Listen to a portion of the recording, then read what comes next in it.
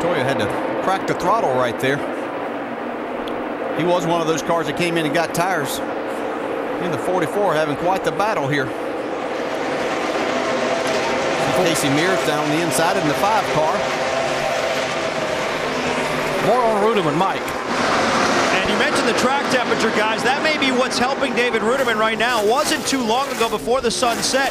David described his car as evil loose, but it's tightened up a little bit here since the sun went down. The guy trying to chase him down, meanwhile, that's Juan Pablo Montoya. This race is starting to come to him. They knew coming into this race, long green flag runs are what they need. They said they would not be good on short runs, but they're banking on long green flag runs, and in that case, they will be good. A great side-by-side battle now. Little fender rubbing again with the 44 and 42. Montoya inching to the high side to take that spot away. Well, Montoya has those fresh tires. He's wanting to make some time while he can.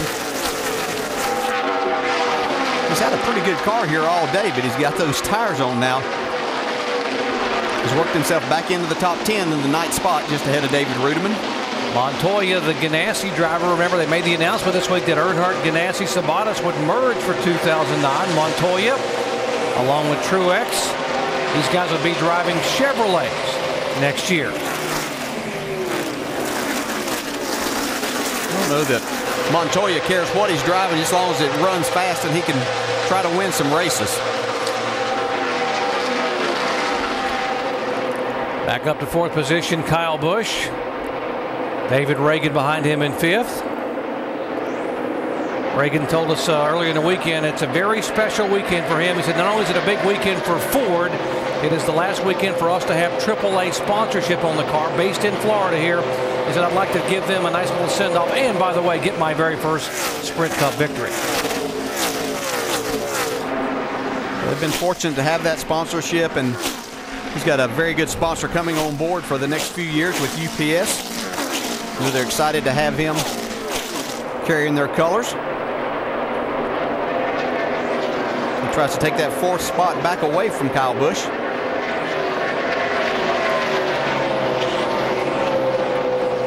car, Tony Stewart now trying to go back by the 29 and take that position away from Kevin Hart.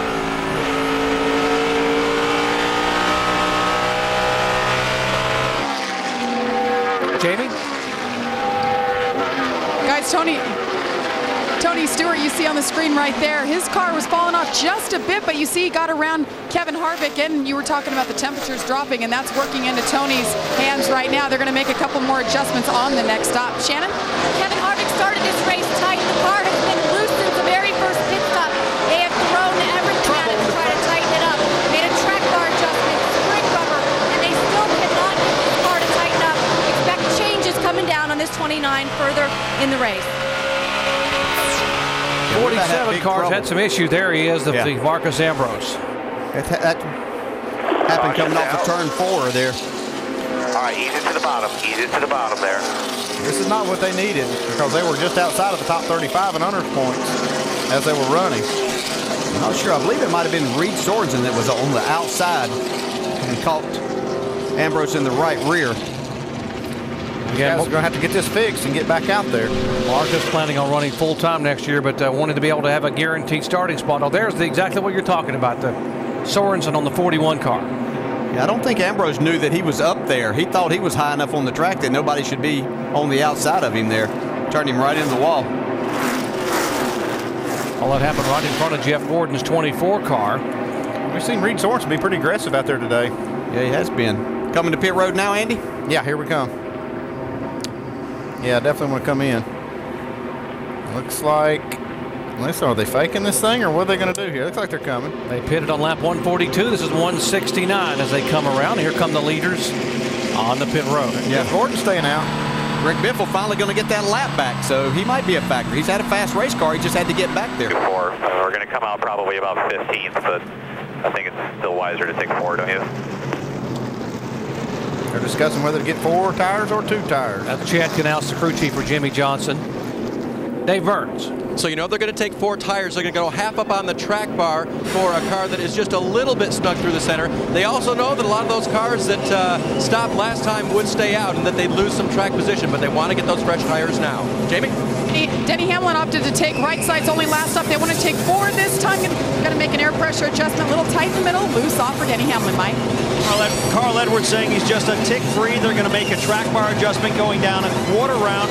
Also a wedge adjustment, 4 tires and fuel for the 99 cars. They go to work now on the left side of that car. They're jacking it up and completing their stop. Rudeman gaining 9 positions.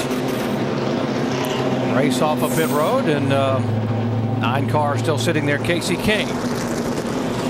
Edwards lost a few spots there on pit road.